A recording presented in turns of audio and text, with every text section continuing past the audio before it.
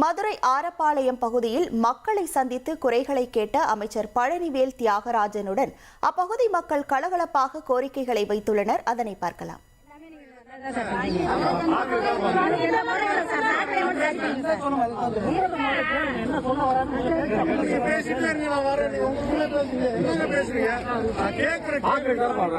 யாரும் பதில் சொல்ல 2016 நான் எதிர்கட்சி எல்லாமே அதனால 3 மாசம் 2018 இல்லாத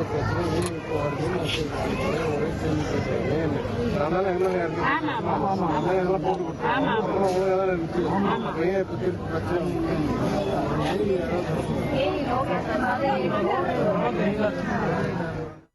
முழு விவரங்களோடு இணைகிறார் நமது செய்தியாளர் ஜெகநாத். வணக்கம் ஜெகநாத். அமைச்சரிடம் மக்கள் என்ன கோரிக்கைகளை முன்வைத்தனர்? விவரங்கள்.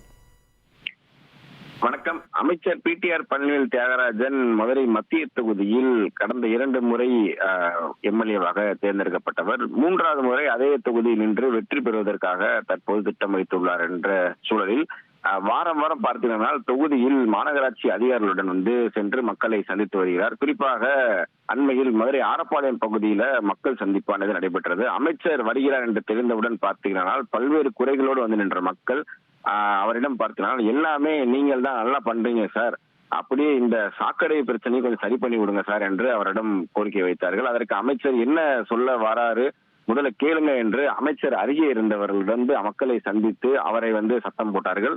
மேலும் அதை கேட்ட மக்கள் சாக்கடை பிரச்சனை சமரசமாக தொடர்பாக அமைச்சருடன் வாக்குவாதத்தில் ஈடுபடுவதற்கு அவர்கள் தொடர்ந்து பேச்சுவார்த்தை நடத்தினார்கள். இதற்கு அமைச்சர் பார்த்தீங்கன்னா நீங்கள் இப்படியே பேசிக்கிட்டு இருங்க, நான் போகிறேன் என்று கூறுகிறார். பின்பு நான் கேட்கிற கேள்விக்கு நீங்கள் அடிப்படையா யாரும் பதில் சொல்லல, போன ஆட்சியில நான் எதிர்கட்சி எம்எல்ஏவாக இருந்தேன், அப்போ இந்த பிரச்சனை இருந்ததா இல்லையா, இப்போ நாங்க ஆளுங்கட்சியா இருக்கிறோம், அன்றைக்கும் இல்லாத பிரச்சனை இன்னைக்கு என்ன இருக்கு நான் கேட்கிறேன், அன்றைக்கு இருந்தது என்ன மாறி இருக்கு, வாக்கு எண்ணிக்கை அதிகரிச்சிருக்கா, ஆட்கள் எண்ணிக்கை அதிகரிச்சிருக்கா, அப்போ இல்லாத பிரச்சனை புதுசா இப்போ என்ன இருக்கு அப்படின்று மக்களிடம் ஒரு கேள்வி எழுப்பார். மீண்டும் மக்கள் அவரிடம் சமரசமாக பேசி ஒன்றுமில்லைங்க சார், நல்லாவே இருக்கு, நீங்க இந்த சாக்கடையை மட்டும் சரி பண்ணி கொடுங்கன்னு சொல்லிவிட்டு மீண்டும் அமைச்சரும் அங்க இருக்கக்கூடிய அதிகாரிகளும் அந்த பகுதியிலும் சென்று விட்டார் என்பது குறிப்பிடத்தக்கது. உங்கள் விவரங்களுக்கு நன்றி ஜெகநாத்.